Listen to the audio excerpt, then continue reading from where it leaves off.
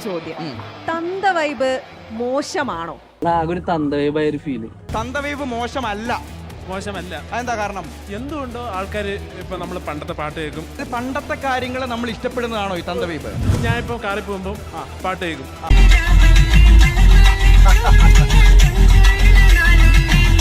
അപ്പൊ 90s 80s അമ്പലപ്പുഴി വൈശാഖസന്ധ്യ എന്തിനു വേറൊരു സൂര്യോദയം പൊന്നുഷ സന്ധ്യയല്ലേ.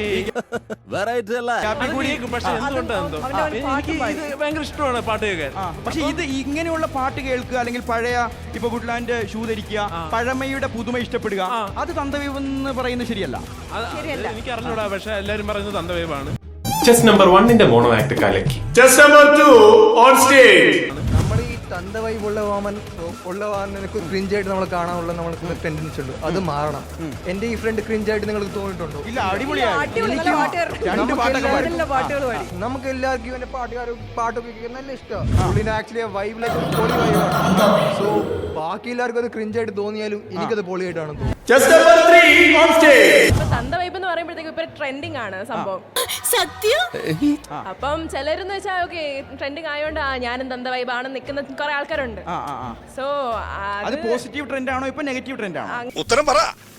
അത് ഇങ്ങനെ പ്രത്യേകിച്ച് പോസിറ്റീവ് ഓർ നെഗറ്റീവ് എനിക്ക് അറിയത്തില്ല. എന്റെ ഫ്രണ്ട് തന്ത വൈബാണ്, ഞാനത് സപ്പോർട്ട് ചെയ്യും. അതെ, നമ്മുടെ ഫ്രണ്ട്സിനെ സപ്പോർട്ട് ചെയ്യണമെന്നാണല്ലോ ആക്ച്വലി. അതേടാ, സുഹൃത്ത് ബന്ധമാണ് ഏറ്റവും വലുത്. എനിക്ക് വേറെ ഒന്നും അറിയണ്ട.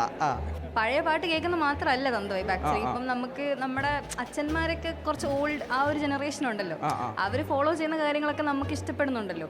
അതൊക്കെ നമ്മൾ ഫോളോ ചെയ്യുന്നെങ്കിൽ പൊതുവെ നമ്മൾ തന്ത വൈബ് എന്ന് പറയും. ആക്ച്വലി തന്ത വൈബ് എന്ന് പറഞ്ഞാൽ ഇപ്പം അത്ര തെറ്റായിട്ടൊന്നും തോന്നുന്നില്ലല്ലോ, അതുകൊണ്ട് സപ്പോർട്ട് ചെയ്യാം.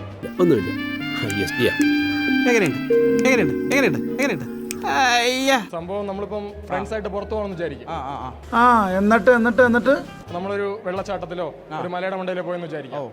അപ്പോൾ അത് നമുക്ക് വെള്ളച്ചാട്ടത്തിലൂടെ ഇറങ്ങുമ്പോഴേ ഡേഞ്ചർ ആണെന്ന് തോന്നി. നമ്മൾ ഫ്രണ്ട്സിനോട് പറയടാ അങ്ങോട്ട് ഇറങ്ങല്ലേ. അപ്പൊ നമ്മൾ തന്ത വൈബായി. ഓ അങ്ങനെ. ഓക്കെ, അപ്പൊ എല്ലാവരും യോ പറഞ്ഞേ. എന്താടാ നീ ഇങ്ങനെ എടാ അലമ്പാക്കാതെ ഇടും, അത് പരിചയമില്ലാത്ത സ്ഥലവും. എന്നാ പിന്നെ ഞങ്ങൾ ഇറങ്ങട്ടെ. നമസ്കാരം കേട്ടോ, പോവാൻ മോനെ.